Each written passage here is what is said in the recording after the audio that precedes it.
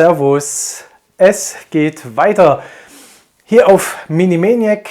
Ich bin der Sascha und heute möchte ich, wie in meinem allerersten Video schon angesprochen, ich verlinke es nochmal hier oben, das Projekt Phoenix aus der Asche vorstellen. Ich möchte einfach euch mal aufzeigen, wie ist der Status, wie sieht eigentlich mein Mini aus, was muss man alles machen, was ist alles vorhanden. Ja, so dass wir zusammen das Projekt Phoenix aus der Asche starten können.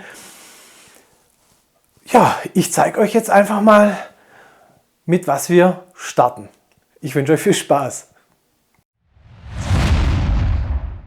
So, ein R53 Cooper S, Baujahr 7 2004, genau im Bereich vom Wechsel vor Facelift zum Facelift. Entsprechend sind auch hier die Teile verbaut, teilweise auch recht schwer, Teile richtig zu ordern, da er einfach ein Zwitter ist. Ja, und wie ihr seht, eine Basis ist vorhanden und ich zeige euch jetzt weiter einzelne Bereiche. Das ist der Phoenix. Hier haben wir jetzt mal, ja, das man normalerweise Raum nennt. Ich nenne es jetzt einfach mal Raum. Alles machen ist zum Beispiel, wie gesagt, der komplette Modulträger kommt raus. Hier sehen wir es, die Antriebswellen sind fertig. Das heißt, es gibt ein komplettes Thema, wie man die Antriebswellen im Bereich der Achsmanschetten macht. Ja, wie gesagt, Servopumpe wird komplett alles erneuert. Ganze Thema mit der Elektrik, Steuergerät, allem drum und dran. Auch im Innenraum gibt es einiges zu tun. Wie man hier mal schaut, ich hoffe, dass es soweit funktioniert. Doch dass das doch jetzt, wir dürfen uns nicht beschweren, weil die Sonne scheint. Also auch hier das ganze Thema Interieur, Innenverkleidung, ja, Sitze. Was ihr hier jetzt seht,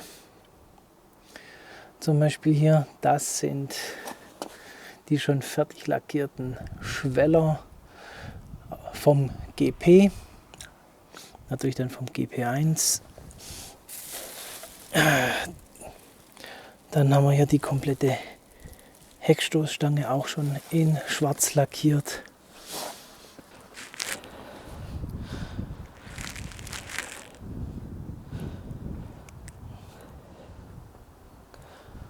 Ja, man sieht es. Also wie gesagt auch die komplette Außenverkleidung, die Radläufe sind alle in schwarz lackiert. Ja, der Himmel fehlt auch, den zeige ich euch nachher. Den habe ich schon in Alcantara kaschieren lassen.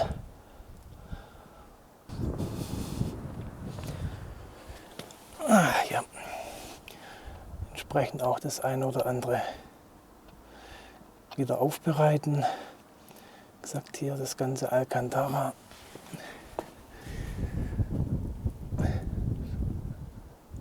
Tacho in der Mitte, wie es sich gehört.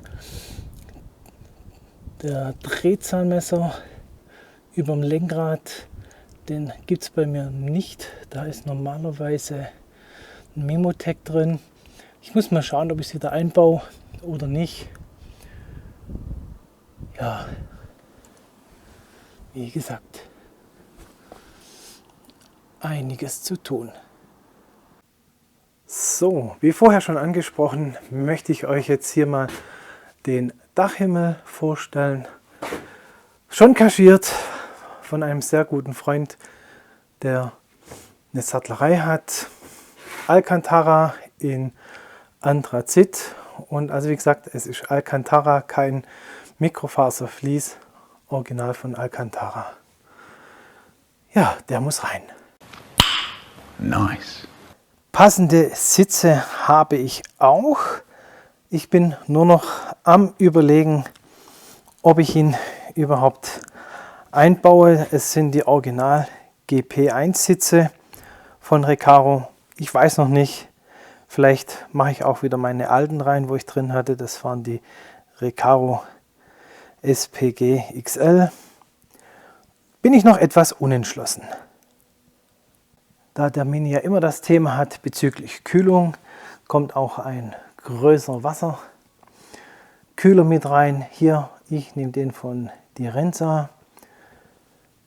Alles Teile, die ihr hier seht, habe ich mir selber gekauft. Also noch kein Sponsoring oder sowas, sondern alles vom eigenen Geld bezahlt. Dann hier ein Motorträger oder Modulträger, komplett pulverbeschichtet. Werde ich dann aber, wie gesagt, wenn es soweit ist, voll euch zeigen. Dann entsprechend ein Zylinderkopf werde ich dann auch noch voll zeigen. Hier muss ich nochmal die Hydros neu machen.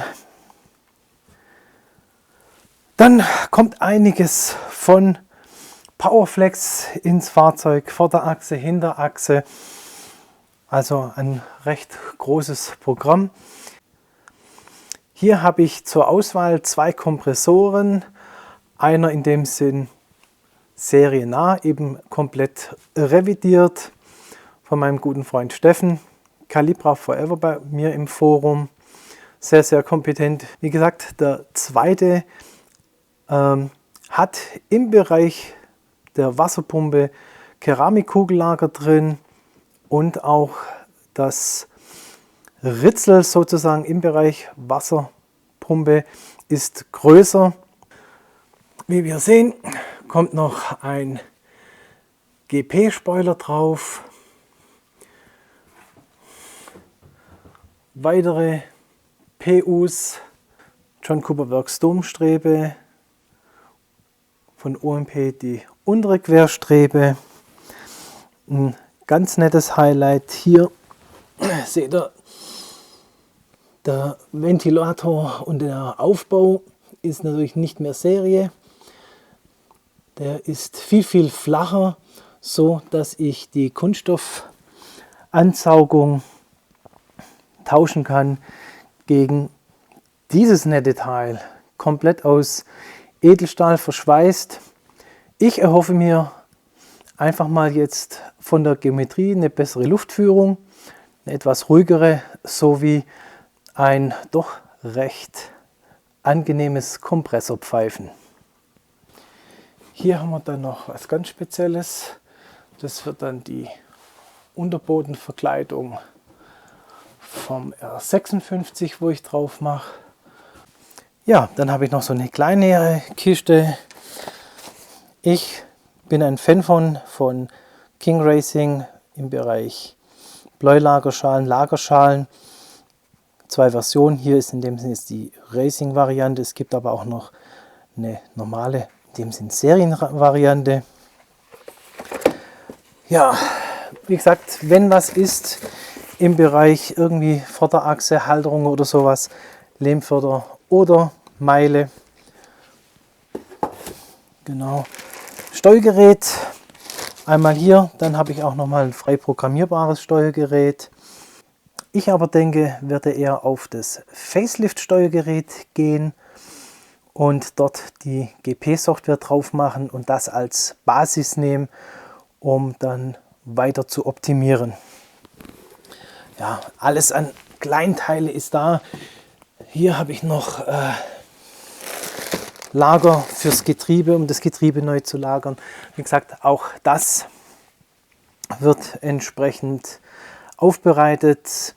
Hier habe ich dann auch schon ein Queif drin, ein Sperrdifferential, kommt also auch noch mit dazu. Wie gesagt, wenn es uns um die Achse, Vorderachse geht, Meile. Nicht nur die Vorderachse kommt neu, nein, ich habe auch entsprechend Träger für die Hinterachse, auch in dem sind alles komplett. Der wurde gestrahlt, vermessen und komplett pulverbeschichtet, also auch hier volles Programm. Ja, hier noch verpackt auch nochmal ein Frontmodulträger, komplett neu. Und hier habe ich noch vom GP1 die Front. Die muss aber auch noch lackiert werden, aktuell in Astro Black. Nicht ganz meine Farbe, ich brauche es in Black.